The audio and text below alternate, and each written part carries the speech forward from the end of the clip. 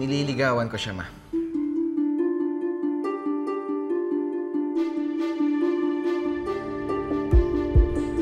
Nililigawan? Kailan naman pumasok sa bokabularyo mo ang panliligaw, anak? Parang masyado yatang makaluma. Hindi na ngayon, ma. I've found the perfect girl for me. Siya nga pala, Adana. Ang mami ko. Si Madam Greta Yaneza. You can call me Tita Greta, sweetie.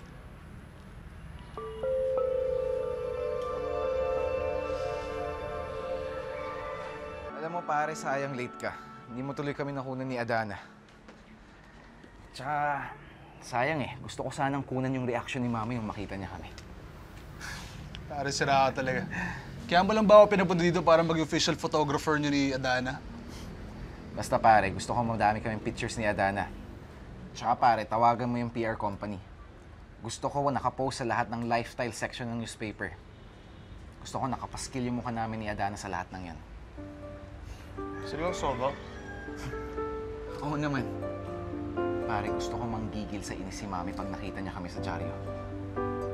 Pero pare, sabi mo na nga hindi ka na yung pinapansin ng mom mo eh. Maybe she doesn't mind you dating her. Alam mo pare, magaling na magtago yun eh. She's too prim and proper. Tsaka hindi mambabastos yun sa harap ng mga kamadyong niya. She always worries about her image. Pero pare, sigurado akong inis na inis yun kanina nung makita niya kami ni Adana. Are you enjoying yourself? Ayos lang po. Halika, magpahangin tayo sa labas. Baka po hanapin ako ni Sir Billy. Sir Billy? You call him sir? Nakasanayan ko na ho kasi. Huwag mong intindihin yun. Halika na. Baka po magalit siya sa akin. Nako, mas ayaw niya akong makitang magalit. And besides, dinala ka niya dito para makilala ako, diba? Opo. Halika na. Let's go. Nang magkakilanlan tayo mabuti.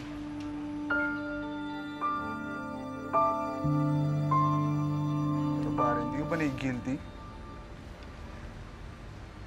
Saan? In a way, ginagamit mo siya pare. Para inisin ng mami mo. All at the expense of Adana. Parang tagilid yun pare. Bakit?